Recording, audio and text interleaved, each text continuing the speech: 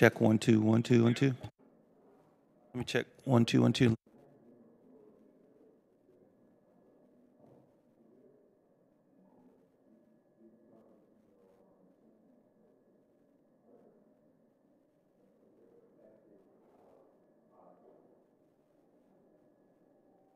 One, two, three, four. 1 2 3 4.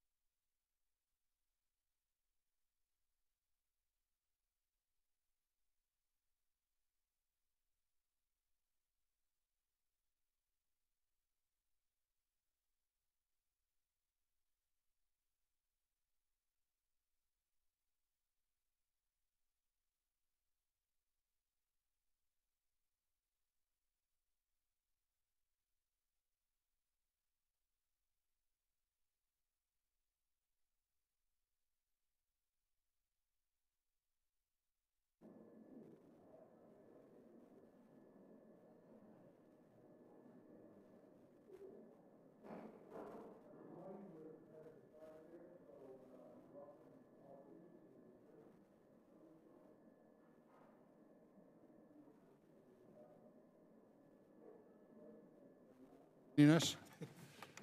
I saw you down there and I knew we could start. Very good. Good morning, ladies and gentlemen. I call to order this hearing, joint hearing of the Readiness and Sea Power Projection Forces Subcommittees of the House Armed Services Committee. I'd like to state at the outset that we continue to honor and remember the 17 sailors who died in the tragic surface ship collisions of 2017. None of us on this committee, and I'm sure within the Navy itself, will forget, and we will continue to mourn those losses that were unfortunately avoidable. Our thoughts remain with their loved ones, with their family and their friends. Over the last 18 months, this committee has held numerous hearings and meetings with Navy leadership in an attempt to understand the causes of those devastating incidents.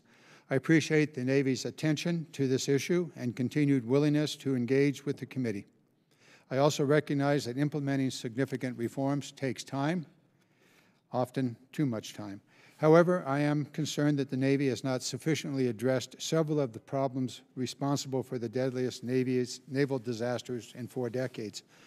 I worry that the Navy leadership remains overly focused on shipbuilding and is not adequately prioritizing the manning and maintenance of its current fleet. I'm troubled by reports that the Navy's investigations were not fully transparent about the extent to which a brutal operational tempo, low morale, and preventable technological challenges contributed to these disasters. I wonder if the Navy could do more to constrain the demand for use of the surface force.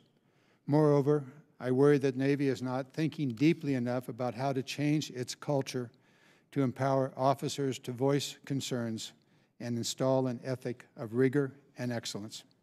I look forward to hearing the updates from our witnesses on corrective actions the Navy has taken in the past year, particularly those related to the numerous surface ship provisions included in the fiscal 19 NDAA. I encourage our witnesses to candidly discuss their efforts and any challenges they face as they work to improve the Navy's surface readiness. I'm also eager to learn more about the degree to which the ongoing and planned reforms will be permanently enshrined in naval policy and doctrine. As a memory of those tragic incidents grow more distant, it is our shared responsibility to ensure that crews and ships will continue to be adequately manned, trained, and maintained. This committee stands ready to assist. With that, I'd like to turn to our ranking member, Congressman Doug Lamborn of Colorado, for any remarks that he may want to make. Thank you, Mr. Chairman, and it's great to be with the members of the Sea Power Subcommittee as well. This combined joint hearing is really important, so I'm glad that we're having it, and it really is based ultimately on readiness. So thank you for having this important hearing. I'd also like to recognize the spouses of our witnesses, Christine Grady and Laura Aquilino. We on this subcommittee know the vitally important role our precious military families play in the readiness and resilience of our troops, and we appreciate your presence and support here today. Welcome to this hearing.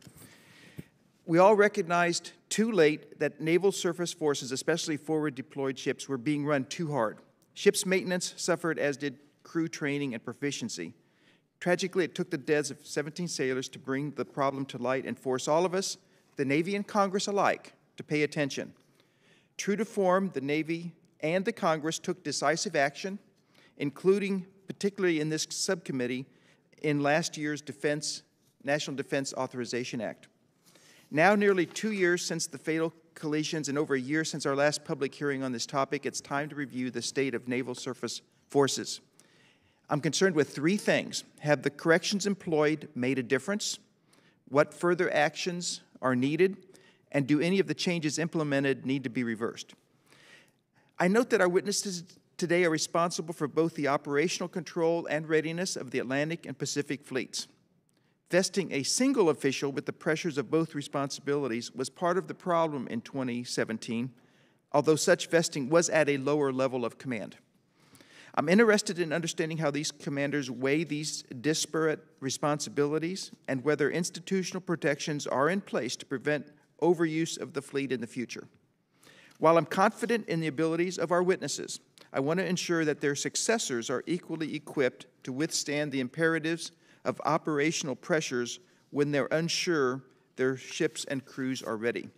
I deeply respect the military expertise that must come to bear when determining whether a ship's crew is trained and ready to operate the complex team operations of a modern warship, whether the ship is mechanically ready, and whether that ship and crew can perform the mission expected. We are eager to understand how we assure safe deployments into the future. Thank you, Mr. Chairman. I look forward to our witnesses' testimony. Thank you, Mr. Lamborn. I look forward to working with you and the committee as we go forward. And now I'd like to turn to the chairman of the Sea Power Committee, Mr. Courtney. Thank you, Mr. Chairman and Ranking Member Lamborn. I look forward to continuing the close and ongoing work between the two committees, Readiness and Sea Power, that we've conducted over the last year and a half on the issues before us today. To new members on the subcommittee, today's hearing is about the fourth or fifth public hearing that we've had jointly since the series of tragedies that occurred at sea, as well as classified briefings and obviously staff meetings that have intensively investigated those occurrences, which claimed the lives of 17 sailors in 2017. Again, to put that into perspective, that's a number that far surpassed the number of U.S. casualties in Iraq and Syria in 2017. Two of those sailors came from Connecticut. One, Dustin Doyen, was an electronics technician from Suffield, Connecticut. His loss still is a deep wound in the community, and I want to just, again, publicly thank his parents, as well as, again, all the families who have stayed in close contact with both the Navy and Congress, again, to make sure that their lives were not lost in vain and that there will be real change to prevent those from occurring again in the future. These hearings have given our committee and the public a greater understanding of both the immediate and systemic issues that contributed to this stomach-turning loss of life. The hearings also resulted in significant statutory provisions enacted in last year's 2019 John McCain National Defense Authorization Bill that codified a variety of the changes to surface fleet operations and procedures. And I mentioned Senator McCain because actually he was the most adamant during the conference during the 2019 NDAA to make sure that the many recommendations actually are now part of law and statute. And again, his passion was really, I think, important for everybody in terms of the making sure that we do everything possible to avoid this in the future. Today's hearing is the first review by the new Congress on how these changes are being executed. For the record, I also want to publicly note the professional staff of the Government Accountability Office that has been diligently following up and investigating the work of surface fleet forces in the Indo-Pacific Command's efforts in the last year, and has provided a thorough report card that I would encourage members to review as a measurement of the Navy's follow-through on some of its own recommendations. Today's hearing also follows a new round of lengthy investigative press articles on the collisions of USS Fitzgerald and McCain. These articles describe in great detail the many individual tragedies that occurred and the broader systemic issues that contributed to these collisions. I commend the reporters for their contributions to the public's understanding of readiness challenges facing our fleet. In the wake of last year's inquiries by the Navy and Congress, there were a number of critical deficiencies identified, including the lack of crew certifications for critical tasks and conflicting authority for tasking and readiness. One particular area identified that I remain concerned about is the challenge of manning the fleet. Do we have enough sailors on board our surface ships, and are they qualified for the roles they are expected to take on? The Navy and Congress have worked together to turn the strategic requirement for the Navy's presence to long-term shipbuilding plans, authorization bills, and funding as we begin a drive towards a 355-ship Navy. At the same time, there are approximately about 6,000 to 8,000 open billets across the current Navy, and recent reporting to Congress shows that manning issues continue to persist across the fleet. As we continue to invest in the new construction of ships needed to grow the fleet, we must also ensure that we're making a concurrent investment in personnel to ensure that we have the proper number of sailors to man these ships. We must be prepared to plan for and make investments in the personnel necessary to operate a growing fleet. I will be interested to hear from the witnesses on how they are working to address manning shortfalls before them, and I look forward to seeing in the fiscal year 20 budget, the investments needed to man in the growing fleet surf in the coming years. Finally, while it's clear that major mistakes were made on individual ships, I think it's also clear that there were broader problems that existed within our forward deployed forces. These issues did not exist in the vacuum of a select few. Readiness and overtasking concerns have been voiced at the highest level of leadership. The American people must have the confidence in their leaders that when the alarm bells are rung, they will be followed up by real action. Our sailors and our families deserve nothing less. Thank you. Thank you, Mr. Courtney. I'd like to now turn to Mr. Whitman, the ranking member of the Sea Power Projection Forces Committee.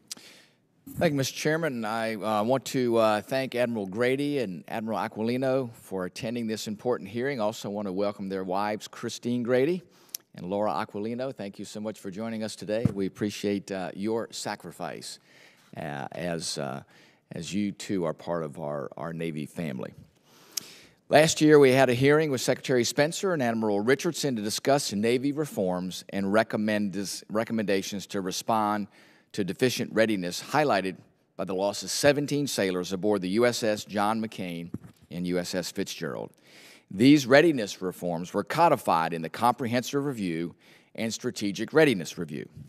Navy continues to make progress toward accomplishing the goals that Navy leadership determined would be necessary to correct deficient readiness. However, the committee has learned much since that hearing that appears unaddressed in these seminal documents. For example, we have learned that the readiness deficiencies are systemic and engross the entire fleet. We have learned that severe manning deficiencies exist afloat because of an imbalance in the afloat and ashore billeting and an overall deficit in afloat billets. We have learned that Navy allows ships to begin the basic and advanced pre-deployment training without the required number of sailors. We have learned that the limited notice in-serve inspections are bearing a true depiction of the material readiness of the fleet. The readiness picture is not as pretty as when ships have months to prepare and cannibalize their fellow shipmates. And finally, we have learned that the basic and advanced tenets of enlisted training are perilously askew and will take years to rebuild. In summary, the basic elements of manning, training, and equipping are challenged across the fleet and will take years of leadership focus and sustained funding to correct.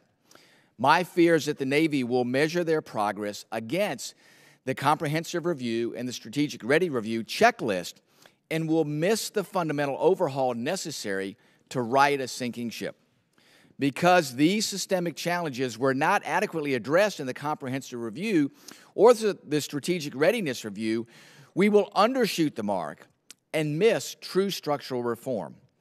Some pundits have indicated that the sailors that stood the watch on the decks of the USS John S. McCain and the USS Fitzgerald were at fault and cited numerous safeguards that failed to prevent these tragic deaths. However, I have come to an alternative conclusion. It is apparent that senior leadership failed to put adequate systems in place to prevent these collisions.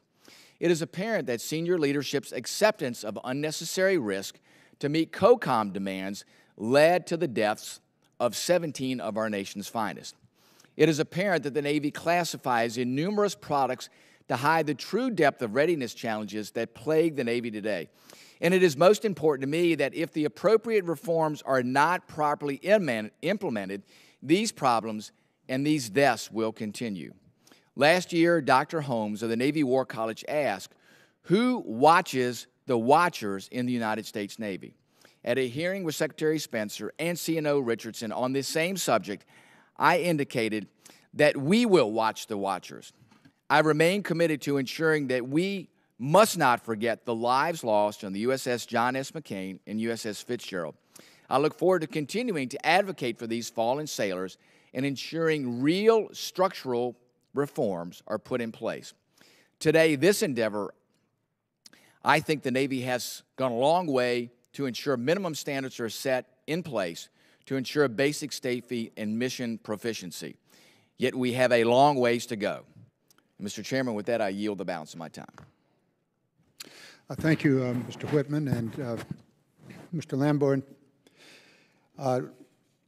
Your leadership in the past Congress brought us a long way towards this issue, and I thank you for your hard work in the previous Congress and look forward to working with you as we continue this Congress, and of course, Mr. Courtney, your role as chairman of the committee.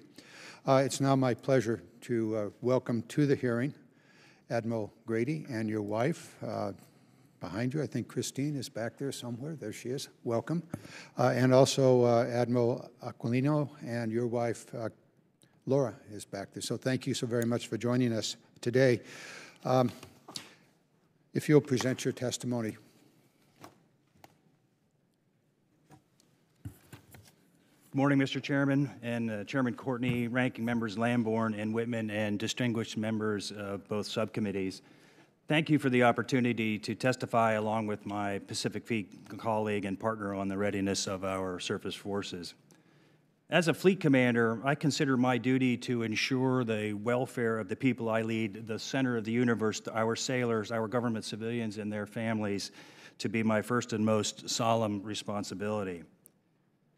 While we cannot bring back the 17 heroes that we lost 18 months ago, the entire Navy is focused on never letting that happen again. And to the Gold Star family members, you humble us every day, and I hope you know that I am firmly committed to giving our sailors everything they need to safely and effectively perform their mission. Since learning the hard lessons of 2017, your Navy has aggressively implemented a series of actions to prevent any such tragedy in the future. We are focused on safe operations, increasing fleet effectiveness, and ensuring long-term, sustained readiness by establishing a culture of operational excellence. Some examples of actions taken were included in our joint written statement for the record, and I look forward to discussing these and others in more detail with you this morning. Now, ensuring adherence to standards alone, though, while necessary, is not enough for our Navy to win decisively in high-end conflict. And as such, we aim to progress the Navy's culture beyond mere compliance and toward a culture of operational excellence, a culture where we view standards as the absolute minimum and then strive for peak warfighting readiness. Our sailors, our officers, our civilian shipmates are embracing this challenge, knowing that we value their contributions and what they do matters to the security of our nation. While each fleet commander has separate authority, responsibility, and accountability for generating and employing ready forces, we do so to the same standard as we have laid out in the recently published Navy Integrated Readiness Instruction. And as the Fleet Forces Commander, I am responsible for setting that single standard in concert with my fellow fleet commanders. And we do this knowing that it is one fight, one Navy. The fleet commanders are in position to provide readiness oversight, and together we approach this with the strongest sense of urgency. We are currently safe to operate, we are a more effective Navy, but the hard work has only just begun. Once again, I thank you for the opportunity to appear before you today, and many thanks to both committees and to the Congress for your continued support of your Navy, and I look forward to your questions and our discussion. Thank you. Mr. Chairman, Chairman Courtney, ranking members Lamborn and Whitman, as well as the distinguished members of the subcommittees. On behalf of the sailors, civilians, and families who serve in the Pacific Fleet of the world's finest Navy, I would first like to thank you for your substantial readiness investments you have made in us. Armed with your support, we continue to aggressively take action to rebuild our readiness. That said, there's still a great work to do. To the family members of the brave sailors we lost on Fitzgerald and McCain, we will never forget them, and they motivate me every day. We are implementing the recommendations of the Comprehensive Review, Strategic Readiness Review, and the GAO to ensure we address all those core issues identified. We're confident that we are making the changes to be sure the fleet is operating safely and it is certified to execute all the missions assigned. If the ships in the Pacific Fleet are not ready to safely sail, they don't get underway, and that is my responsibility. The improvements we are making are ongoing. It's also important to note that the readiness of the fleet is fragile, and it is also perishable. We are committed to ensure our units are manned, trained, and equipped to execute the nation's calling. I want to thank you for your continued support in providing the stable and consistent funding needed to support our Navy. The challenges to our nation's interests require a Navy in the Pacific that is always ready to fight.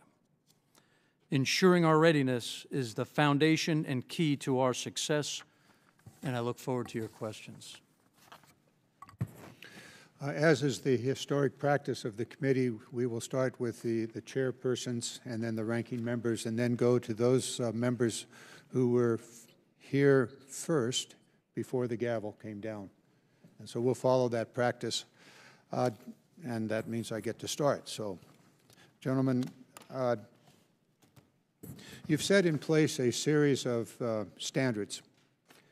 Presumably, the implementation of those standards is the responsibility of not only you, but the chain of command down to the commander of the ship. Can you assure us that the standards are actually being in place at the level of the ship, the surface vessel? Admiral Grady, if you want to start with the standards, you might want to talk a little bit about what they are, and specifically, as said by our colleagues here, the manning, the tempo, as well as the material readiness of the ship. So talk about the standards, and then Admiral Aquino, if you could talk about actually imposing those standards on the operations. Yes, sir, Mr. Chairman, thank you. Those standards are across the pillars of man, train, and equip, as we've heard today. So it starts with ensuring that each ship and every unit has operating and functioning equipment with the appropriate redundancy to get the mission done. And we are very focused on that, and with your help, we are being successful in doing that. The training then is broken up, and standards are established in 3 various phases. There's the basic phase, the advanced phase, and the integrated phase of training. That training is measured and assessed. Those standards are maintained such that they do not advance from one phase to the next until those standards have been met across all 3 phases. That builds on a foundation of certifications for each individual as well. So our sailors and our officers are well trained as well. And then we bring them together as teams, because teams are absolutely critical to what we do. And then the manning piece is very foundational to the work that we do. And so, as has been pointed out, we have some manning challenges that we are working through right now. The number specifically is 6,200 billets at sea that are not filled right now, although the Navy, with your help, has purchased those billets, and we will be flowing them into the fleet over time. And the goal is to have them on the ship at the beginning of the maintenance phase. Now, as we work our way through that whole of 6,200 billets and man the ships to that requirement, we do take some risk. And so sometimes we have to take some risk in the maintenance phase before we have all of the people on board. But it is, I believe, both fleet standards that no one deploys without the full complement of people that they will have. So it starts with the individual, the officer and the sailor, the training that we give them. It then builds into the team phase across 3 basic phases. And then the certifications happen at the very highest end at the largest aggregation of, say, a strike group. And then we ensure that the ships are equipped with the appropriate gear. I can tell you that we in the Atlantic Fleet, and I think I speak for all the fleet commanders, we do not ask a ship or direct a ship to go on mission if they are not certified to do the job. And I have made sure that that is the case, and indeed there have been several occasions where I have said that ship's not ready, we'll need more time. And that's the highest form, I think. We know what the requirement is, and if they're not ready, they're not going. So, Admiral Aquino, you know this, you're given the standards. How do you apply them? Mr. Chairman, thanks for the question. So Admiral Grady and I, in conjunction, we developed the standards. He is responsible of the CNO to identify those. Our training organizations implement those standards across the fleet in the form of Carrier Strike Group 4, 15, and our Afloat Training Group organizations. We've implemented a path where those organizations actually operate across the coast with each other to ensure that we understand the standards, we're grading against the standards, and then those are absolutely evaluated, assessed, and determined whether or not those units meet the standard. To Admiral Grady's point, we have both taken a top-down view of what it needs to, what we need to do to execute those standards from our levels of responsibility. And I also have terminated 2 deployments for units that were not assessed to have the appropriate level of training to deploy and execute their missions. Additionally, I took an entire strike group, again, with the approval of Admiral Davidson, the combatant commander, because we meet his responsibilities. We have reduced their requirement to remain ready longer in order to free up manning concerns and posture those forces to be able to be ready for the next cycle of employment, give them the rest, the time they need in order to ensure they're ready. I could not do that without the help of Admiral Davidson, who supported that as he is identified in the CR, that the improper balance between operations, training, and maintenance needed to be reconciled. Thank you for mentioning Admiral Davidson, who apparently said at a meeting of commanders of the ships and admirals, if you can't take your ships to sea and accomplish the mission with the resources you have, then we'll find someone who will. How does that fit with what you just said? Thanks, Mr. Chairman. I'm not sure. I wasn't at any meeting. I don't know what he said. I don't know if it was accurate. What I can tell you is deeds that he's implemented match the guidance that he's given me. So by him reducing some of the operational demands in the Pacific, to me, that's a pretty strong example of someone who understood the concerns when the report was written and doing his part to ensure that it doesn't happen again as well. Very good. Let me now turn to my colleague, Mr. Courtney. Thank you, Mr. Chairman. Again, just to sort of, I think, fill up the context in terms of the 2 incidents which we talked about earlier this morning. There are actually 4 at-sea incidents which took place in 2017. In addition to the Fitzgerald and the McCain, the USS Antietam also grounded on January 31st, 2017, and the USS Lake Champlain collided with a fishing trawler in May. So, you know, the one sort of common thread of all 4 of those incidents is they all occurred in the Pacific region in the 7th Fleet. And Admiral Aquilino, as you know, I mean, there's always been sort of a carve-out for the Pacific Command in terms of this whole question of who decides the decision to task a ship versus who decides in terms of whether the ship is ready. The Congress actually wrestled with this issue in terms of whether or not to change that carve-out by law, and you know, there was a decision made to sort of give the Navy an opportunity to sort of see if they can sort of reorganize this whole decision-making process. You just described where you terminated 2 deployments with the new arrangement. Again, if you could just sort of talk about that a little bit more, just sort of the, you know, the mechanics of how that process, you know, gets resolved when there's a conflict between the resource end versus the tasking end. Thanks, Mr. Chairman. So the process that we've implemented is as a part of my normal operations each day and week. I am briefed 3 days a week on the exact readiness of the force that's deployed. And if there are manning issues, training issues, or equipment issues on that ship, and in my role, we support those equipment issues that need to be fixed, and again, we execute our role. Once a week, I talk to every one of my commanders. We talk about the longer-term view of the readiness of the force, as well as upcoming deployers to make sure they're on track. And then once a week in an additional meeting, I talk about those ships in maintenance to make sure that the ones getting ready to go in and the ones that are in are progressing as we need them to progress. Now, if any of those indications show me that I have a problem coming up, or one immediately identify that we were not aware of, I have a voice to the combatant commander, and when I determine that ship is either not man-trained, equipped, unsafe, uncertified, number one, I would terminate their option and have that conversation with the combatant commander.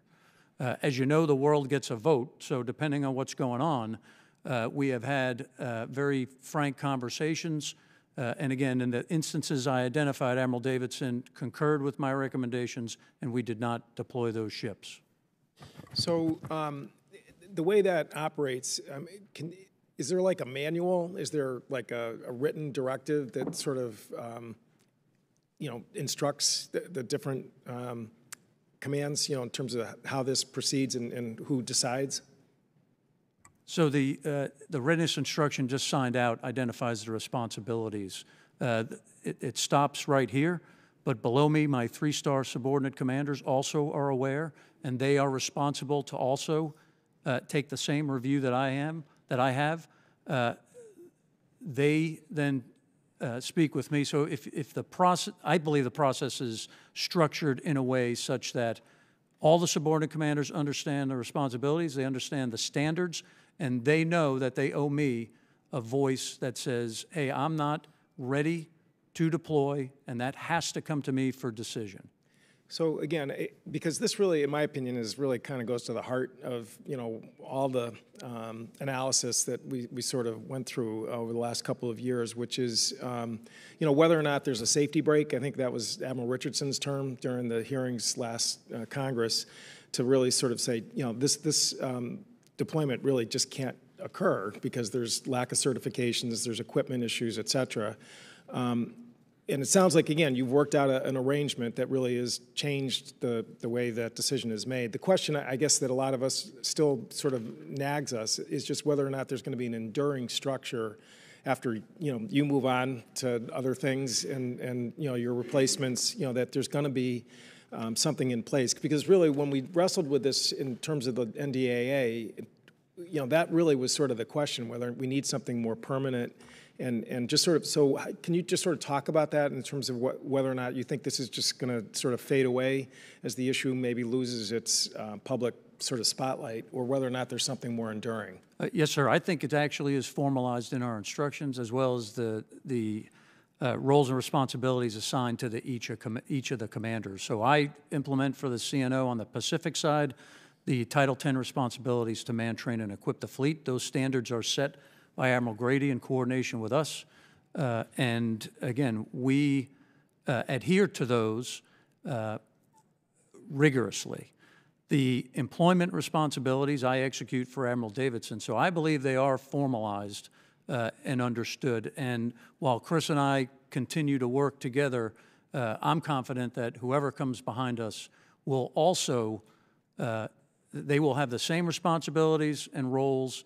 And it is institutionalized in a way where I think we get away from that problem set.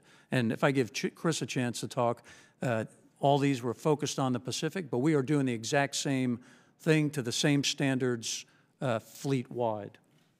That's absolutely right. And Mr. Chairman, it's a very valid concern that we transition from into this persisting culture of excellence. In this regard, then, I do believe that we have well codified the requirements for certification, and this idea that across all echelons, then, being able to put the fire brakes in place to achieve that balance between maintenance, training, and operations are in place. Ultimately, too, though, I think it gets down to the level of, do we feel that that commanding officer has the confidence to speak up when he needs to speak up? And does he have the mechanisms by which to do that? Lung described his battle rhythm of his ability to then keep his finger and his subordinate commander's fingers on the pulse of the readiness of the fleet. I have a very similar battle rhythm. I'll give you one additional example that both he and I do, and that is the phase transitions. Remember, I talked about basic, advanced, intermediate, integrated phases and the maintenance phase. We take a look at each ship and every strike group before they transition phases to make sure that, that they are ready to do that. And back down to the CO level, one of the things that I think will go a long way to codifying and institutionalizing that beyond Chris and I here is the requirement for COs to issue a 90-day letter to their type commander when they after they take command. This is a direct feedback to their type commander on the condition of their ship, the man, the train, the equip, across all the pillars of readiness, and that has been a very powerful voice for the commanding officer. And then you build on that with these touch points that we have with our commanding officers to their subordinate, to our subordinate commanders, be it at the strike group or the type commander level. And then having the trust that I think Lung and I do going up echelon to say, I'm not going to send that ship. It's going, and in my case, it was either replace it with another one that was ready, or they're going to come 3 weeks late because I need to finish the training. And we have had great success in that. Admiral, thank you very much. And let me now turn to Mr. Lamborn. Well, thank you. We've had a good discussion on readiness and what needs to happen. I also want to talk about procurement and funding, which is my colleague's sort of wheelhouse. But we all have a say in what happens at the NDAA level. These accidents demonstrated clearly that the operational demands on the Navy were too high. In short, the Navy has too few ships and trained crews to perform all of the missions requested and required. To continue on the path to recovery, how important is the sustained top line at the recently enacted levels for both of you?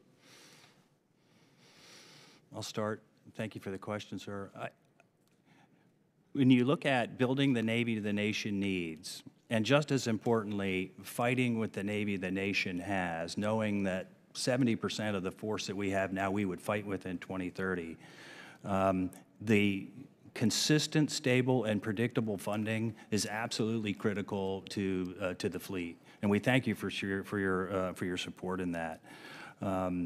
Without that, we are unable to plan effectively or be better partners with the industrial base, which I think is absolutely critical so that we can establish that demand signal with them and be better partners with, for instance, with the private shipyards.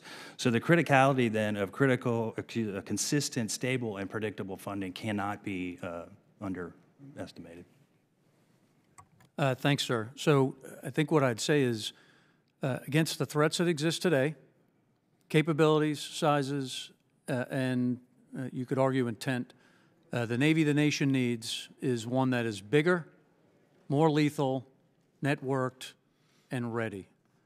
I think you've seen everything that's come out of the CNO that talks about those things, but for the challenges in the Pacific that I have, the challenges that Chris and I both work from the Atlantic and Pacific side, that's pretty accurate of what we believe we need in the future.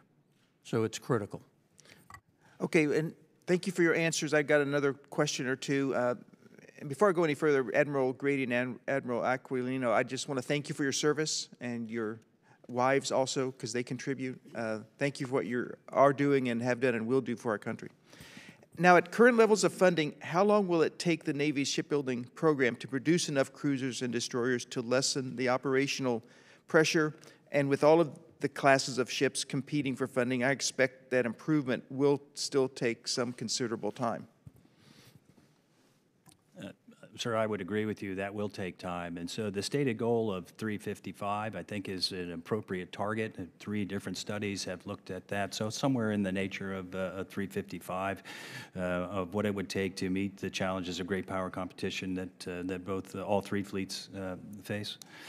It will take time to get there and consistent and stable funding to do that.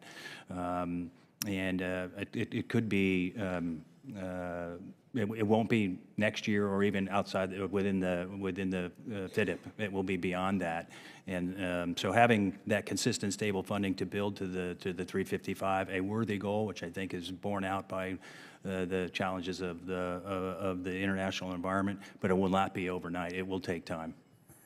Yes, sir. Admiral Grady has that absolutely right, but there's another component of it. So while we strive to get bigger, there's a critical aspect of getting bigger just doesn't mean buying a ship, right? There's a wholeness aspect to the Navy that is needed. So we need to buy the ship, we need to buy the people, we need to buy the parts, we need to buy the maintenance, and when we have all that, then we'll be on the sustainable path to be able to maintain and employ the larger Navy that's needed. So it's a critical aspect.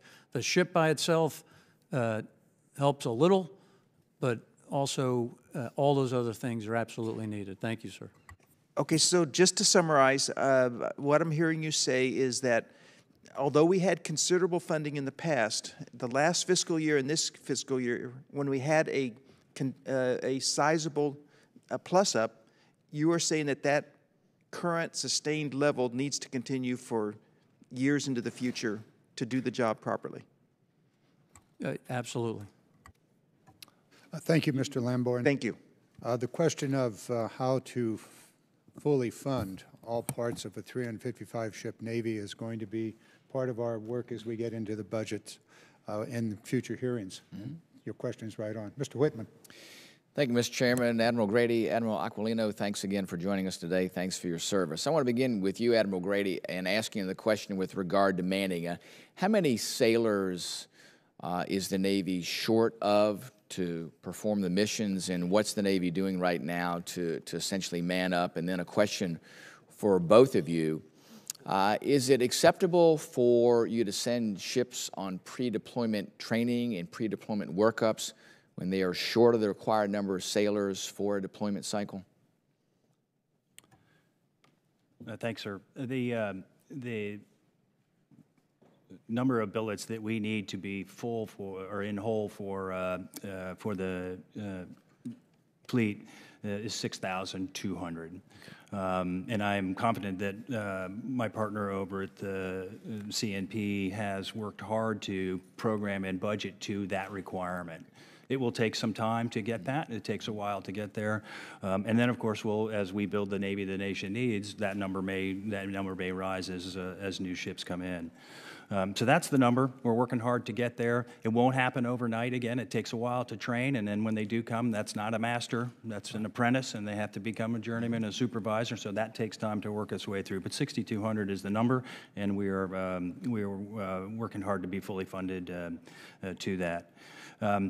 Ideally, when we execute the workup cycle for a strike group, say, the date that we wish to have everyone in place is at the beginning of the maintenance phase. That makes absolute sense. Yeah. And as we work our way out of that hole, we do buy some risk there in the maintenance phase and delay that date, that kind of hard date, further into the training cycle, and with the ultimate goal of deploying in full at the required levels of the right number of people and the right skill sets there that they bring to the ship. So we do buy some risk now as we work our way through that 6,200, particularly in the maintenance phase.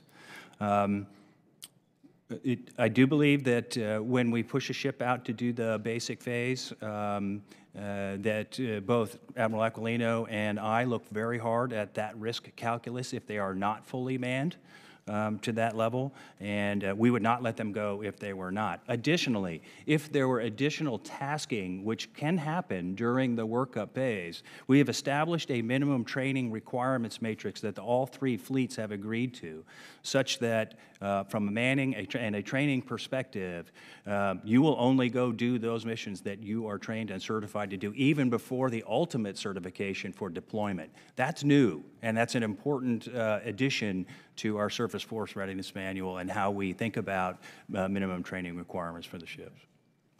Thanks, sir. So is it acceptable? Again, with the risk calculus talked about by Admiral Grady, we do it only when we understand the risk.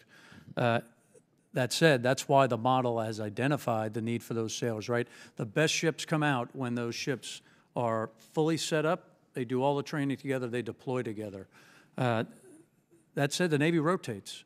We do rotate 30% every year, and the structure on the ships, we train those sailors as well. They show up trained, they continue to train in a team. So that does happen. But there is one thing that we have implemented to ensure that we understand exactly the risk we accept. Before any of those ships begin that basic phase, we have tasked them to execute a ready-for-sea assessment. So we understand what's on the ship. We have a team that looks at them before they begin that basic phase for those that are not fully manned. And that gives us a level of confidence that they're either ready or not, on top of the other things. Sure. Just to go into that a little bit further, part of that Ready for Sea assessment includes bridge resource management workshops. And in this, we have learned and rely heavily upon our civilian shipmates from the Military Sealift Command, those strategic sealift officers, to come give us an external view of both the individuals and the teams that are on board. So this is a key and new element where we learn from the best of the best on the civilian side, and that bridge resource management workshop is a key part of the Ready for Sea assessment. I think those are great points. Let me get you to dive a little bit deeper into that. I think what you all have done as far as training, whether it's changes at Surface Warfare Officer School, whether it's in certifications for basic seamanship, for rules of the road, are all good things, but I'm still concerned about some of the structural elements of how sailors advance in higher skill levels there within the surface fleet. There's some elements like lack of deck handling time for junior officers, a generalist approach to both deck and engineering billets, the CO, XO fleet up, and also, too, issues of adopting some international watch-standing standards for officers on the deck and people that are standing watch. So wanted to get an idea about what do you think should be done in those areas of structural reforms within the Navy to make sure that we have some certainty there with experience levels and level of knowledge. Yes, sir. I'll start with the standards of training, certification, and watch keeping.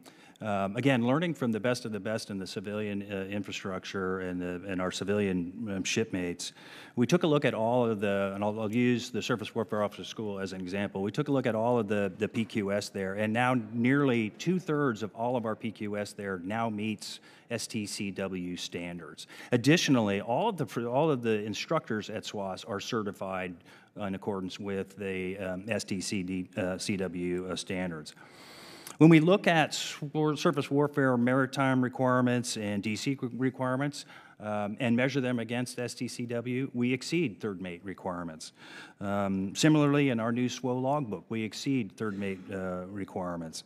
So I think we have done the right thing and continue to learn from the best of the best in the civilian world.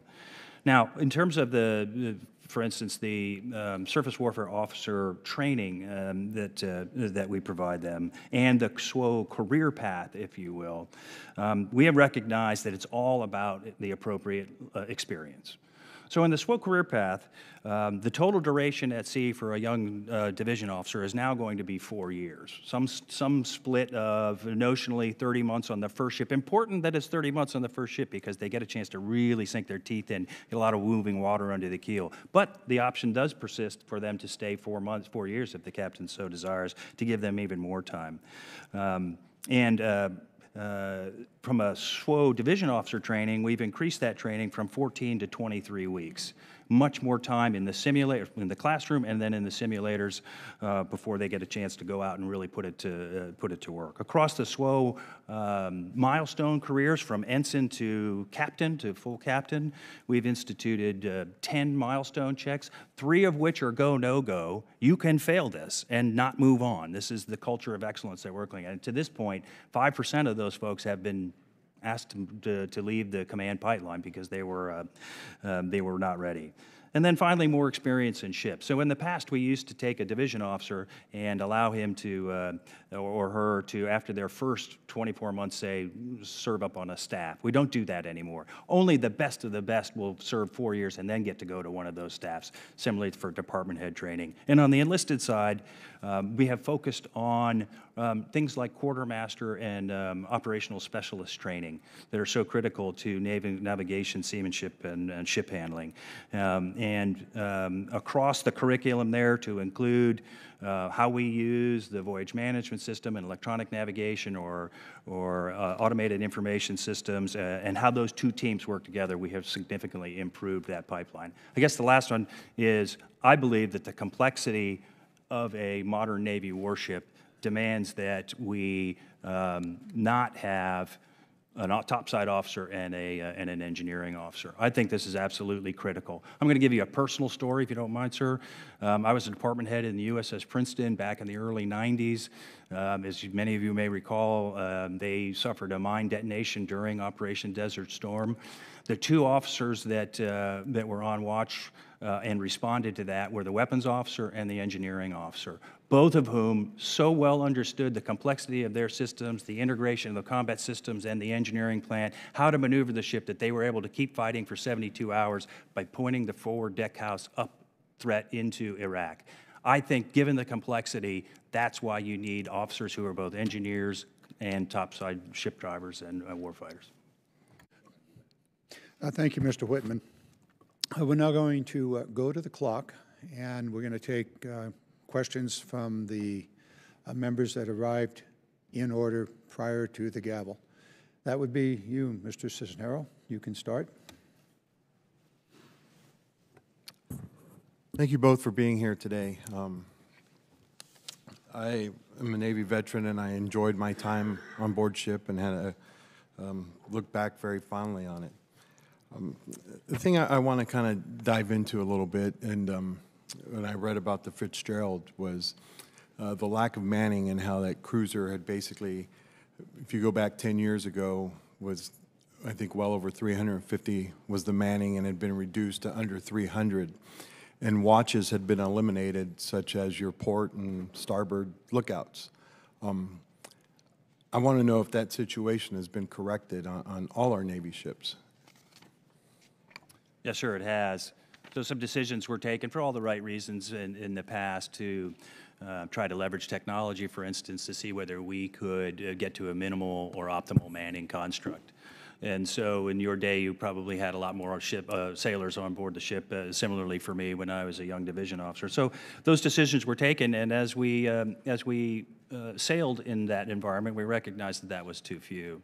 And indeed, since 12, you know, the number on a DDG was 240. In 2017, it's about 270, and we'll be funded to back up to very close to the original size for a guided missile destroyer in 23 to about 318 and 320. So while we worked hard to see if we could, because personnel is expensive, and so that did not work out well, and now we are buying back to a larger size crew complement for a destroyer, for example. And sir, from the Pacific side, all the forces that are deployed right now meet the standard we've set of 95% fill and 92% fit, which is the right job in the right person with the right skills in the right job. That was one of the big changes that we have absolutely pulled up to the highest level to make sure that nobody's out there well below a level that somebody didn't know. Good. And going back to the changes that you made at SWAS, the Surface Warfare Officer School, now that they're spending more time there, they got rid of the former program, I think, where they were learning on CDs on board the ship. But you have a group of officers who went through that program, who may not be, as we'll say, as good ship drivers as they could be if they have gone to the programs going now. How are we going back to correct those with maybe department heads right now to making sure that we're bringing them up to speed?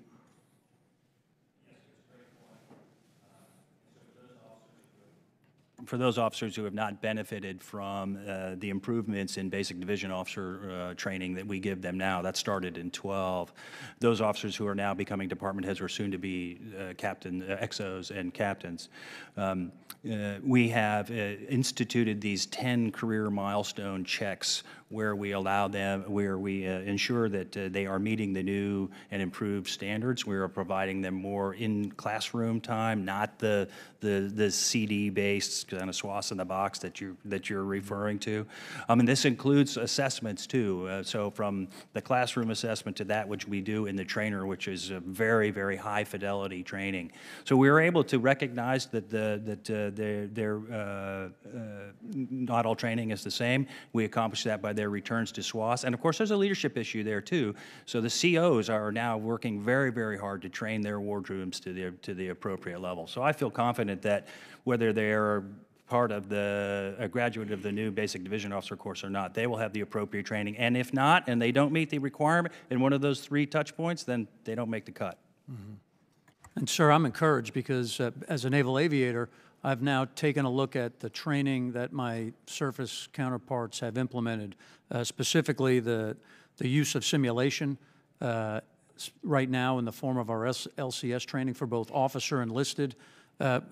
There's new technology that allows you to be more effective in your training. That model is going to be transitioned into the destroyer type model series as well. So the way we train is getting better. That'll allow us to be able to more quickly get those up to speed who haven't had it. All right. I yield back my time. Thank you. Mr. Joe Wilson. And thank you, Chairman John Garamendi. And Admirals, thank you very much for your service. And the Navy families, it's particularly impressive to me to be here with great appreciation because I am here as the very grateful dad of a member of the U.S. Navy. And so I just so appreciate your service. I'm also had the opportunity, sadly, to visit the USS Fitzgerald at Yokosuka, Japan. And I saw where our devoted sailors were tragically killed. I want to thank you for every effort to avoid such an accident ever to occur again. And in line with that, Admiral Aquilino, the USS Fitzgerald and the USS John McCain were forward deployed in Japan for over 20 years.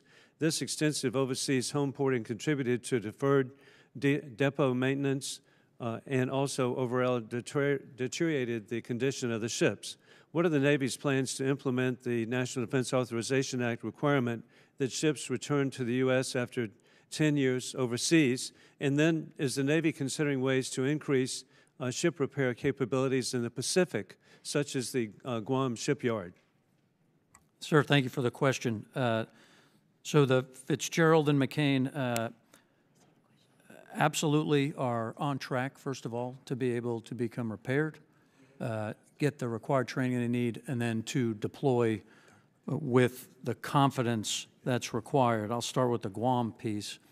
Again, Admiral Davidson has asked that we take a look at capabilities that exist across the theater to ensure that we are postured correctly in time of crisis, and we are taking a look at Guam and what capabilities might be there, how we might want to use them, again, to increase our overall capacity.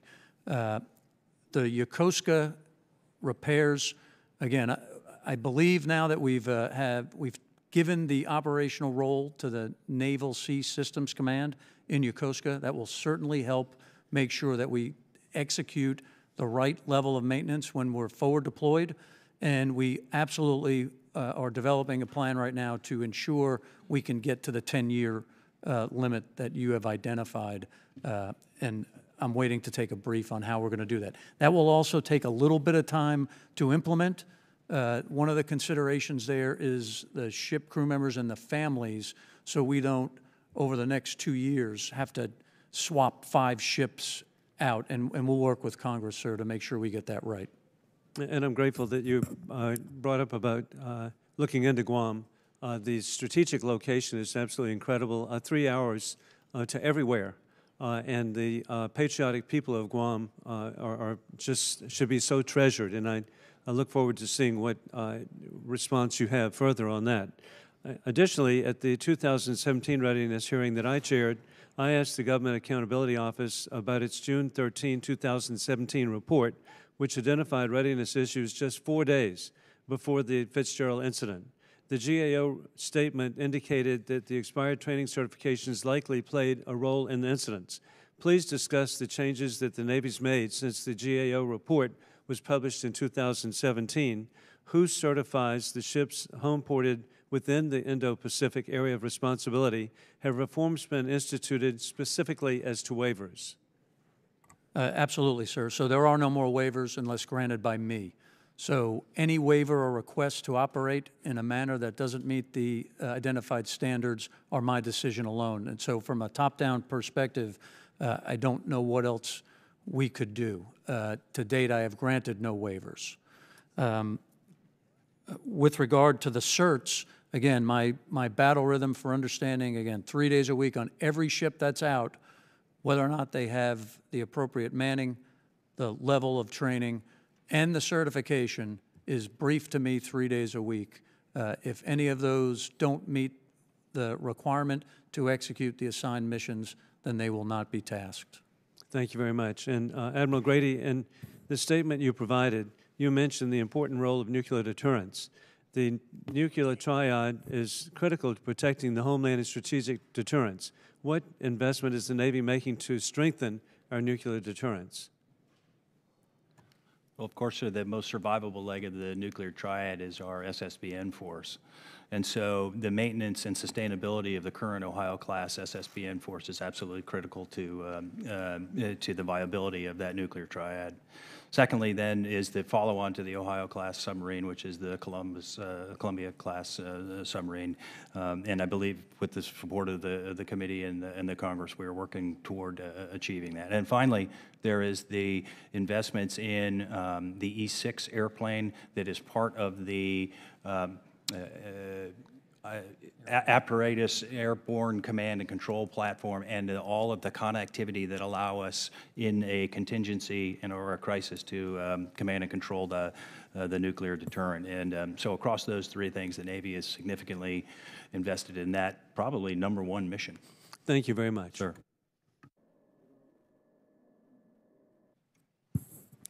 Thank you, and thank you, gentlemen, for coming. I very much appreciate your time. And as we've talked, I am the daughter and the granddaughter of Navy officers. I have 4 active duty cousins right now, 3 of whom are in the Navy, 1 of whom is a submariner, and 1 is a Navy SEAL. The third is a Navy nurse. And so I have a personal appreciation for the impact that you all have and the impact and operational demands have on the sailors at the individual level and at the family level as well. Lack of training and resourcing at the individual level amplified at the organization level has significant impact, as we've seen, obviously. In fact, my father actually authored something for the Navy proceedings on this very subject. He's a naval historian now in his retirement. Admiral Grady, my question is for you.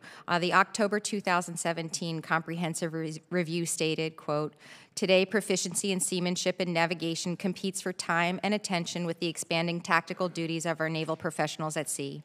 Further, the operational demands for surface ships to perform these missions continue to increase, even as the size of the surface force in the Navy has decreased."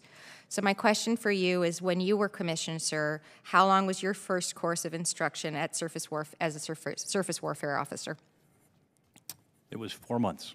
4 months? Yes, ma'am. And how long is that same training course today? It's 23 weeks now.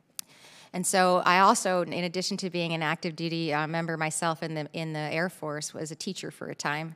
And my question to you is, when you shrink the level of instruction that significantly, you clearly must have to compromise something, or have you compromised something? And if you have, sir, what do you think that you have compromised?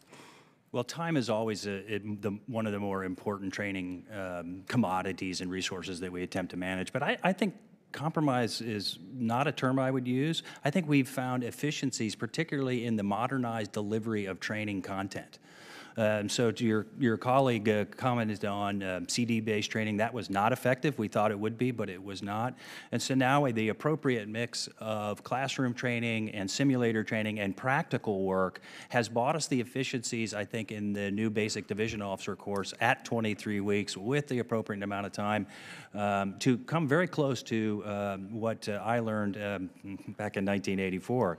I would tell you that in that time, it was a lot of PowerPoint and it's kind of C-Power through memorization. And the course that we have now is not that. It is much more practically oriented with rigorous assessments, even in that basic division officer course. My own son is a graduate of that course, and he would tell you it was pretty hard.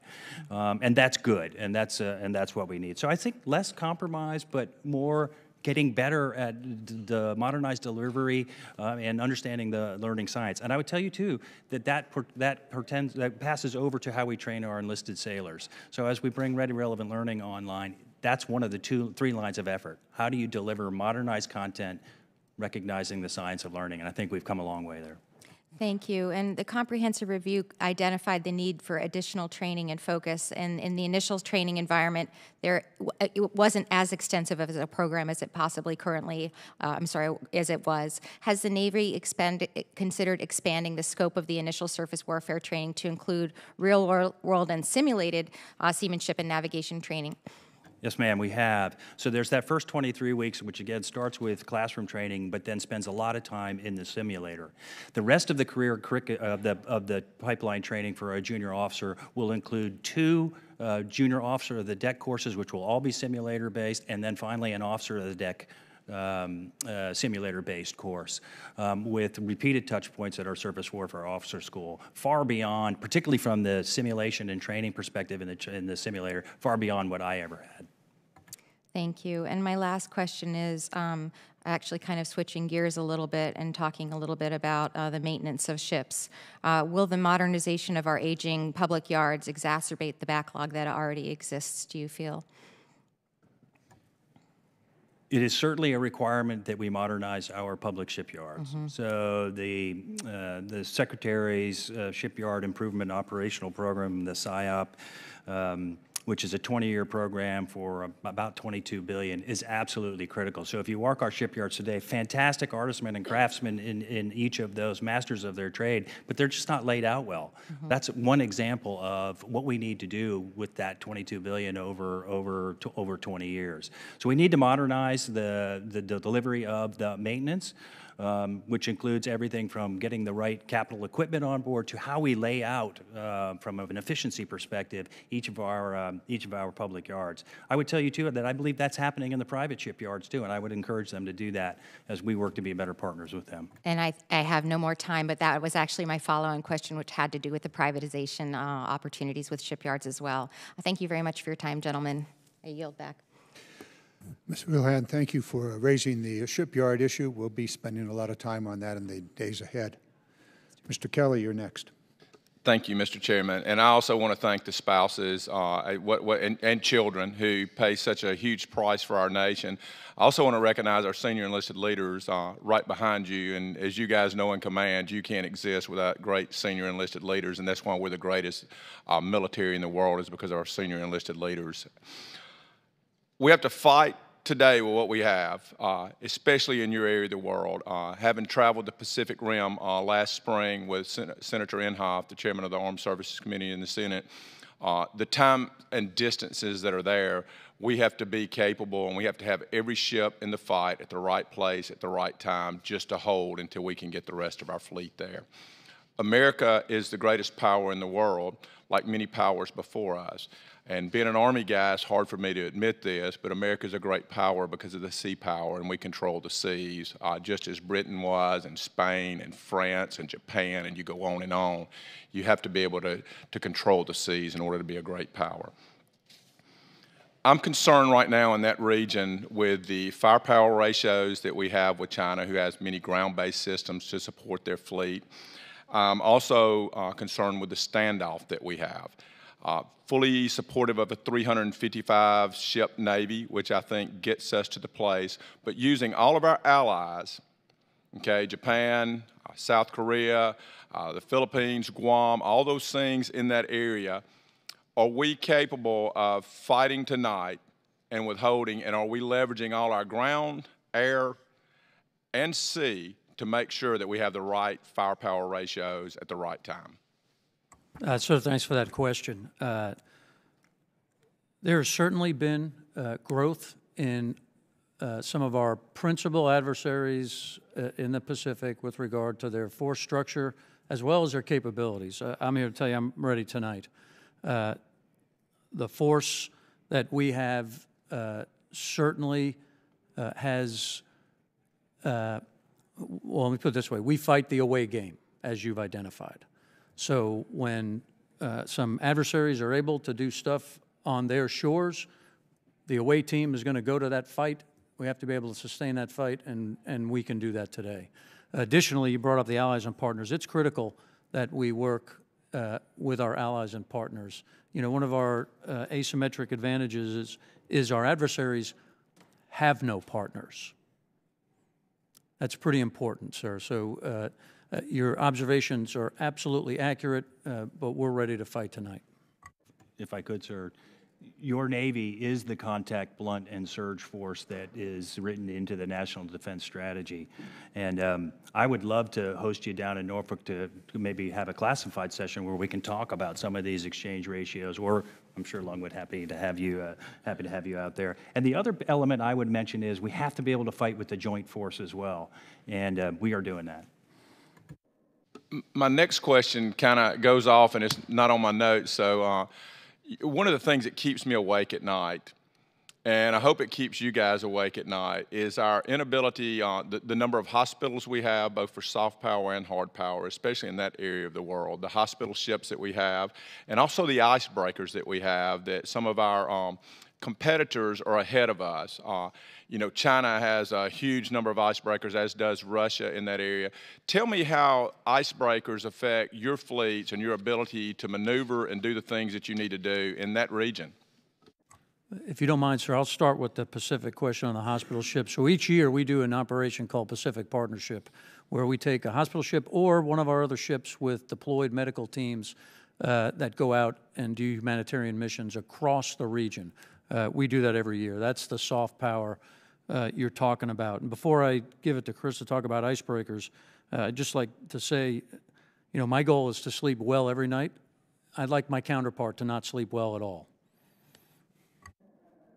I'm with you on that. I guess I would add that the idea and the issue of combat medicine is really important for the Navy to get a hold of. And so in Lung's AOR, that idea of a golden hour is not going to be there. And we have to be ready to think innovatively on how we're going to do that. So adaptive force packaging on smaller ships, in addition to the 2 hospital ships that we have that provide that soft power, we need creative thinking on that. And rest assured that we are both doing that with our fleet counterpart in Europe. Now, to the icebreaker question, it is clearly evident that the Arctic is a new frontier. And so a lot of folks flowing into the Arctic for a host of various reasons, from the demand for fish stocks and proteins to what's on the bottom, to our adversaries perhaps trying to create, or at least one adversary trying to create a bastion up there. So icebreakers will enable us to fight more effectively in that environment. And so we support our fellow sea service, the Coast Guard, and their initiatives to get more icebreakers into their force, and that again we will fight together with them as we push into the Arctic and the more cold. And my time's expired. I yield back. Thank you, Mr. Kelly. I've been waiting for this next questioner. She comes with some experience as an executive officer on a cruiser. Ms. Lyria. Well, thank you, Admirals, for being here today. And in advance of the hearing, I reviewed the comprehensive review. I went back and reviewed the Bilal report, several GAO reports, and numerous other examples where over time we identify problems, we implement corrective actions, but we fail to sufficiently assess and follow through with these before we find ourselves back here again at yet another hearing to take more corrective actions and, you know, find ourselves with more avoidable mishaps. And as we've acknowledged, we're here today because of the tragic loss of 17 lives of our sailors, because we continue to be incapable of properly manning, training, and equipping our surface forces in my mind, to perform the most basic functions of seamanship and navigation. And for nearly 2 decades, we prioritized efficiency over effectiveness, as is clearly delineated in the Bilal report. And you've touched on the fit and the fill and where we're getting closer to the manning we need. But just as a comment, I'd urge that we look back at what we did with the top 6 roll down, and that we've actually rolled back up to the right skill sets to fill those numbers in the future. And in the comprehensive review, I feel that we face yet again another damning report that shows we prioritize breadth over depth of experience and expertise and proficiency in our surface forces. And due to the limitations of time, I have a few yes-no questions, and I'd ask that you keep it to that just so that we can move on. And Admiral Aquilino, did you find this report, the comprehensive review, to be a fair critique of our surface navigation training at the time? Yes, ma'am. And my problem, and from my own personal experience and having gone through this entire career pipeline and then served as a division officer, department head, XO, dealt with the junior officers who had only learned through SWAS in a box, is that our corrective actions overwhelmingly require the same people through OJT who've gone through the same ineffective training that you've described as inadequate to fix the problem. And it's encouraging that you mentioned that we have enlisted the force of our civilian mariners through, a more robust BRM course. But again, that's probably only several days. And I just have a feeling that we continue to use OJT to train ourselves with the same people who don't have the right proficiencies. And, I just tried to put it in the context for you, Admiral Aquilino, thinking that you're an aviator. And if we had a similar report that found that aviators weren't able to fly planes safely, so you had a plane crash, you had 17 people die in this plane crash, and you did an investigation and found out that that pilot didn't know how to fly his plane. And then we did another report and we found out that most of our pilots didn't know how to fly planes. Do you feel that we're really putting that same sense of urgency into the corrective actions in our surface force as an example such as that? So the differences are, I don't know if it's very easy to make that similar analogy, but your point is absolutely valid. I think we did focus on efficiency back in a time when there was clearly very extreme pressures on funding pieces. No, they're only going to give me 5 minutes, so just the question is, do you feel the sense of urgency? When you're implementing these actions, do you feel that it has the appropriate sense of urgency, and do you have the resources to apply the sense of urgency that this deserves? Yeah, so I believe we are taking the right actions. Yes, ma'am. Okay, and to further amplify that, as the commander of the Pacific Fleet, your theater has really the most complex and challenging environment, with the BMD threat, tension on the Korean Peninsula, near-peer adversaries, increasing naval activity from China and Russia. And, each of these require the highest competency and the highest skills to conduct major combat operations in your theater. And, does the status of our simple, basic navigation and seamanship training that raises concerns about competency of our surface forces give you confidence that our surface forces can fight at the highest level against our adversaries in the Pacific? Absolutely. With one comment. So that is not just a question for the Pacific. Your Navy will surge to wherever, as you know, wherever the fight is. So if the fight starts in the Pacific, my belief is I'll get a lot of Admiral Grady's forces, and vice versa if it starts in the Atlantic. So we train to skill sets, and we're ready to operate wherever crisis breaks out. Okay, and my last comment, and I thought a lot about this in reading through the Bilal report specifically, is that we've moved away from training to fundamentals. We learned relative motion with a popsicle stick and a grease pencil on a SPA 25 radar repeater. And we knew with the rigor of, every 3 minutes putting this on a MO board and looking out the window, we understood what we were looking at around us.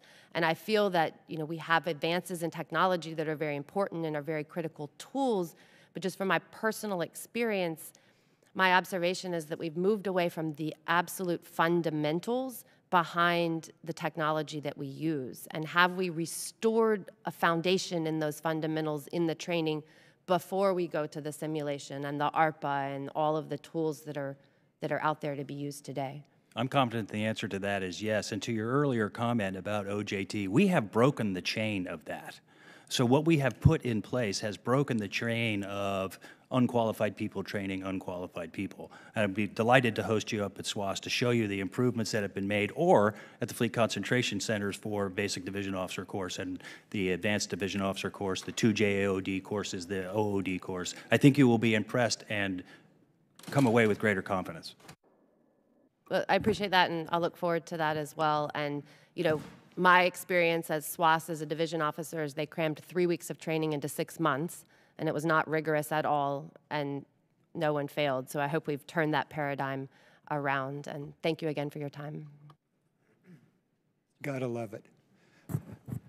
One of the attributes of the Readiness Committee is the freshmen that have joined the committee. They come with an extraordinary set of experiences and able to not only ask questions but understand answers that many of us wouldn't know. Look forward to the second round. And you gentlemen could too. Let's see, we're going to, Mr. Waltz, you're next. Thank you, Mr. Chairman. Thank you, gentlemen, for being here today. I want to echo the gratitude to your families. I tell people all the time, yes, of course, thank your veteran, but take an extra step and thank spouses, parents, children. It truly is a team effort for our all-volunteer force, so thank you all for being here. I grew up the son and grandson of Navy enlisted chiefs in Jacksonville, Florida, and then defected and spent 23 years in the Army. So bear with me. I want to go back to the 6,200 sailor shortage and just ask you a few questions on that. How long, and forgive me if I missed it, but how long in the timeline to fill that shortage? What percentage of the overall, of the overall force does that represent? And then just some detail on is that across the board? Is that certain types of ships? Is that older versus newer, where technology is filling in certain types of systems, subsurface, surface? Can you just kind of flesh that out for me for a minute? I'll have to get back to you on the percentage. So I can tell you, of my between 140 and 150,000 sailors in the Pacific, 6,200, if we take 60% of that, it's mine. So that's the applicability. It's balanced across all of the forces. Okay. And different ships have different sizes, so it's kind of difficult. We don't just say, hey.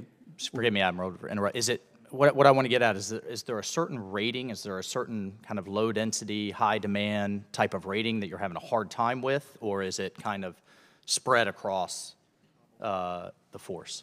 Yeah, I would say it's spread evenly. There's critical NECs or capabilities that each of the ship needs.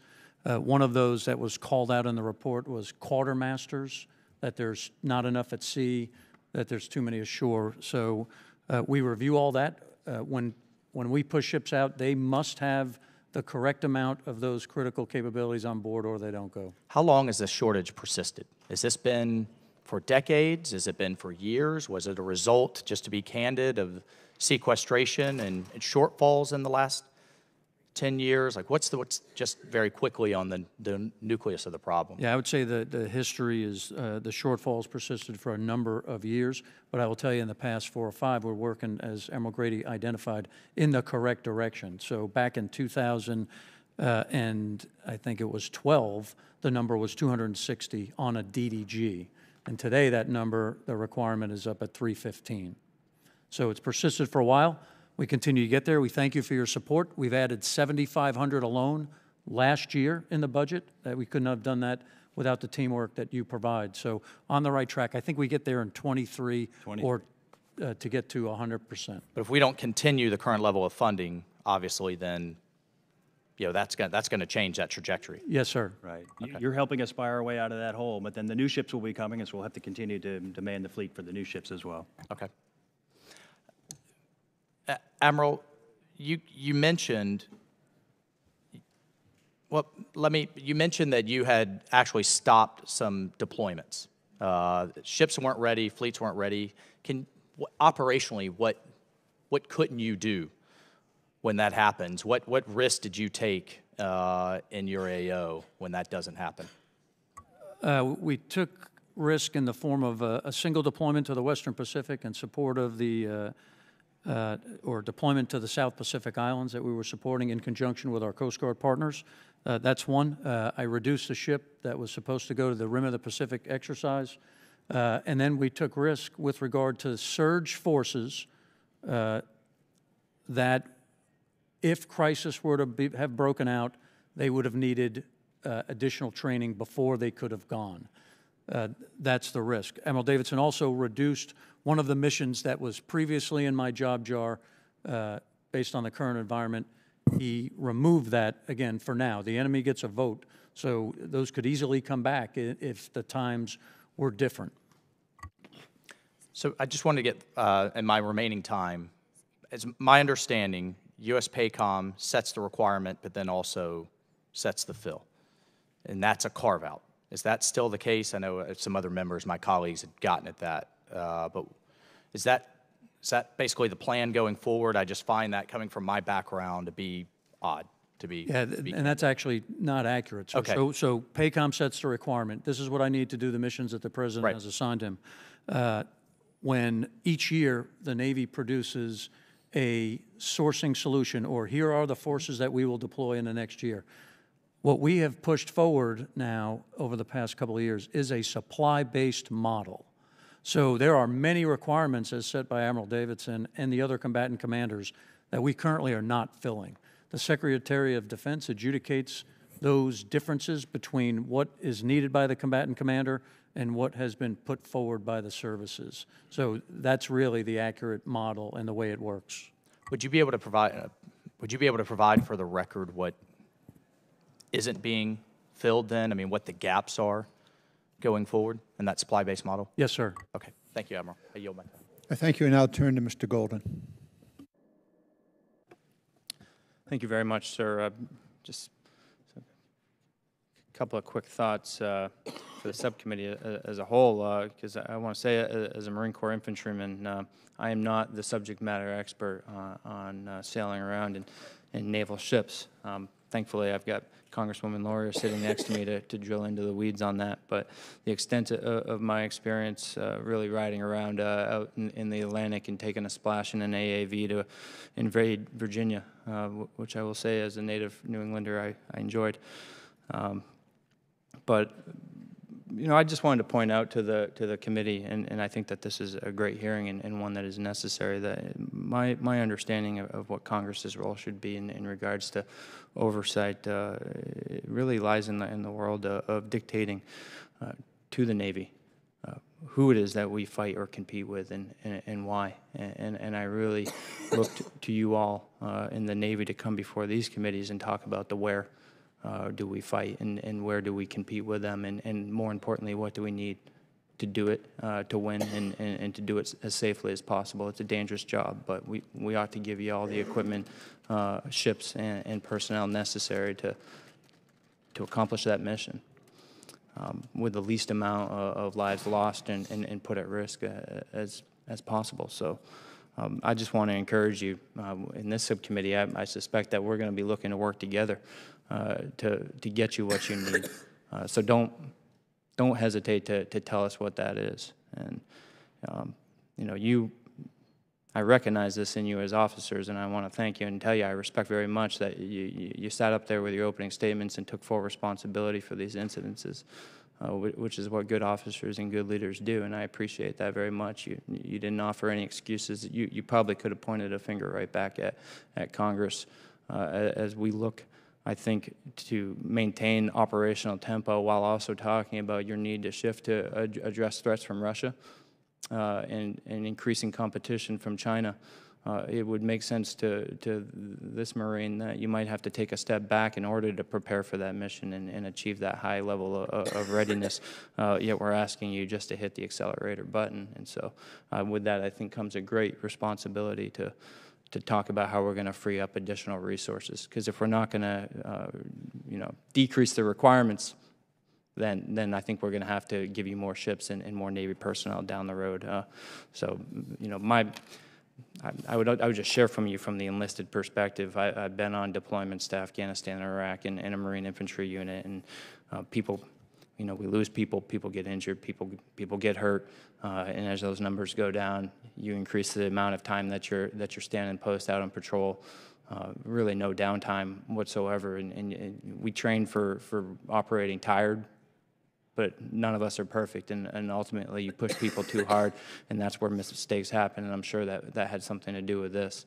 And I know you keep that in mind, but you know, the very best sailors in the world, you push them too hard, they get overtired, mistakes will happen, and that gets back to you all coming in here telling us what you need to make sure that they don't have to be in that position. So thank you very much, and I look forward to working with everyone on the committee.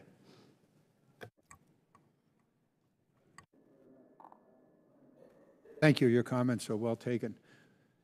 Mr. Bergman. Thank you, Mr. Chairman, and thank you to all of you in the room today, especially those of you wearing the uniform, and those who will bring the next generations into uniform. I'd like to maybe take a little different take on the keeping our adversaries awake at night. I would like for our potential adversaries to sleep very well at night, knowing they've made the very wise decision not to challenge us. Because if this world had some more good sleep time in it, we'd probably make some better decisions across the globe. And when it comes to rest for your crews, whether, you know, off watch, that downtime is essential for your commanders, your watch officers, your engineering officers, whoever has the watch, to make the best decisions at the time. You know, it's great to have a fellow naval aviator. I'll keep my hands down, I won't talk with my hands, okay? But the idea is that readiness is an honest assessment of the effectiveness of a training curriculum. Back in the early 2000s, then CNO Vern Clark spent, I think, $11 billion in the new center at Great Lakes when they closed Orlando, moved all the operations there, because in chatting with him back in that time frame, he realized that these young men and women who were in boot camp, to become effective members of a team, we're going to have different kinds of training experiences, and that involved the extensive simulation that they have there in Great Lakes. And for anyone who's never seen it, a tour there would be, I think, greatly beneficial to a lot of our members who have not had the opportunity to excel under the rigors of training like they have at Great Lakes. Now, having said that, any schoolhouse left unintended tends to set its own standards, fall in love with its own curriculum sometimes. So, to what extent has the Navy had to overcome what we might call the schoolhouse mentality, in which the schoolhouse, being reluctant to change, but yet you know as the leadership in the Navy, you have to change? Would you care to make a comment on how you've made strides going forward with that, bringing the schoolhouse along with you? Yes, sir, I'll jump in there. So the feedback mechanism that we have implemented across the Navy with regard to the lessons learned that we take out of conflict that we're in today, whether it be Iraq, Syria, Afghanistan, each deployment that the units are on, those feedback loops plug directly back into our training mechanisms in the form of Strike Group 4, Strike Group 15, Top Gun, and SMIDIC, so that the crews and the teams that go through our training are identified and trained to the latest threats that exist. And in a closed session, I could give you some of those critical things that we learned and that we quickly implemented with regard to adjusted training, such that the next team out the door would be as the most up to speed for the threats they might see. And I would add that this is the central concept of the Navy's Ready Relevant Learning program. This idea that stasis is bad and that you have to have the virtuous feedback loops to say, are we on plan with the training that we are provided? And so from a Ready Relevant Learning perspective, 3 lines of effort for that. What is the career continuum? When is the right time and right type of training to deliver to a sailor throughout their career path? Secondly, is that modernized delivery that we talked about before, recognizing the advances in the science of learning and how our young people learn. And then the third, to your point, sir, the third line of effort is the one that we call integrated content development. And that is the virtuous feedback loop that our type commanders, the surface boss, the aviation boss, the submarine boss, they are the ones that own the appropriate training, build a feedback mechanism into the schoolhouse to say, this we need to add, we don't need more of that, we need more of this. And that's what Ready Relevant Learning is going to bring us in that third line of effort. Is the attitude that it's okay to fail? In fact, training is, you're supposed to fail in training, because if you haven't, if the training is perfect, if everybody gets 100 on every exam, obviously your standards probably aren't stringent enough. Is the attitude there that it's okay to fail, just don't fail twice at the same thing? Well, I think failure breeds great learning. Now, of course, back to the surface warfare officer pipeline, if you fail in one of those 3 checkpoints, then we're not going to let you command a ship. But to your point, failure helps learning, and so test a little, learn a lot. Well, thank you, and I see my time has expired. Just one closing quick one. Rising, we hear about the rising tides lift all boats. Rising standards lift all performance. Thank you very much. Thank you, Mr. Bergman. Mr. Gallagher. Thank you, Mr. Chairman. Just to clarify something you said earlier, Admiral Grady, was that the initial SWO training went from 4 months to 23 weeks, right? No, sir. It went from 4 months, back when I was to nothing. To nothing. To SWAS that was administered as OJT with computer-based training, CD-ROMs, to 17 weeks of reestablishing the basic division or session course, to now 23 weeks, plus 3 additional courses as part of their junior officer training. Got it. That's helpful. Last summer, Defense News reported there was a widespread shortfall in basic seamanship across the surface fleet.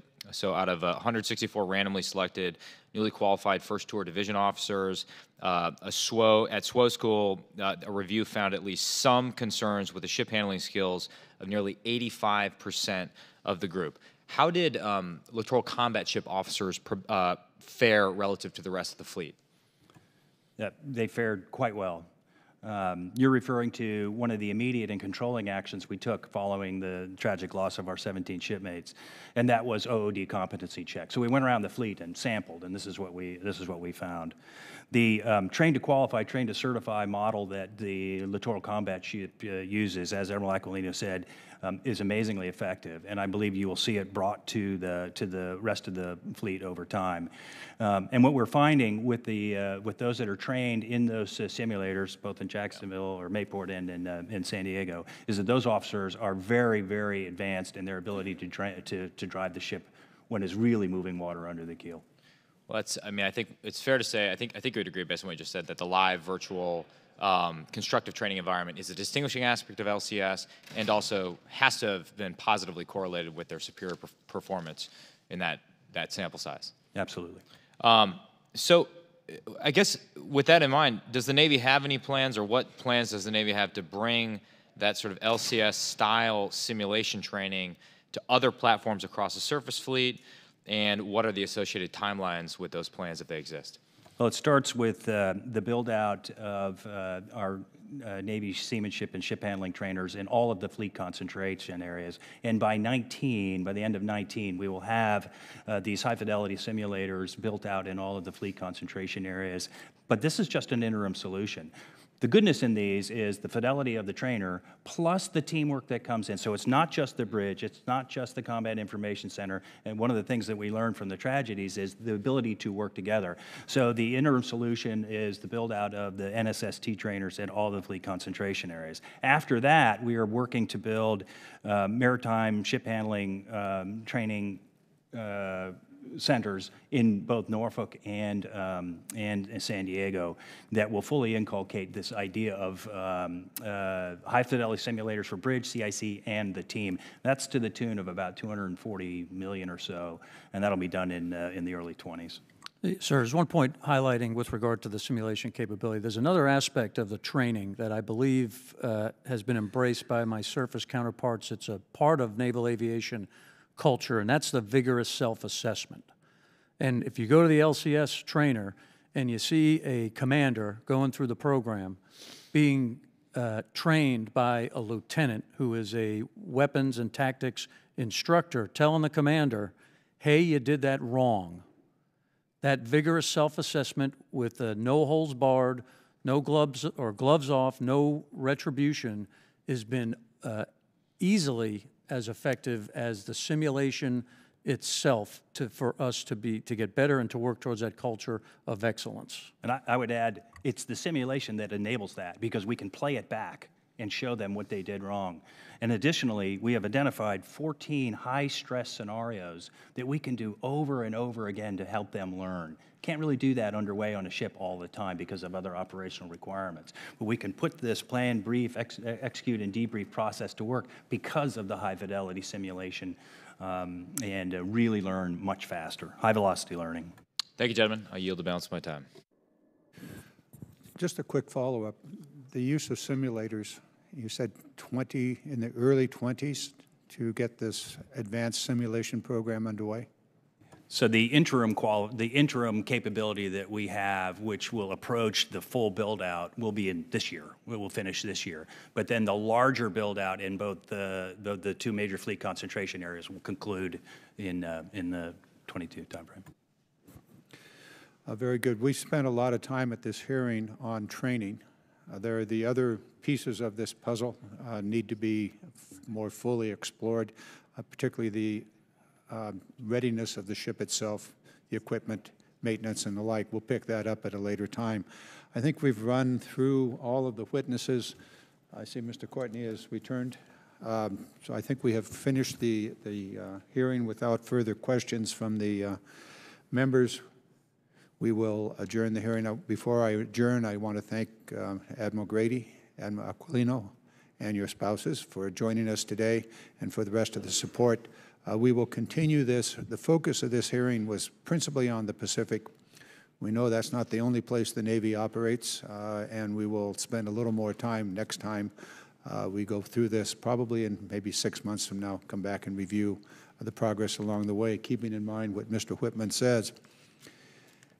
He suggested that we take the responsibility to be the oversight, and we will. So with that, the hearing is adjourned. Thanks, Mr. Chairman. Thanks, sir.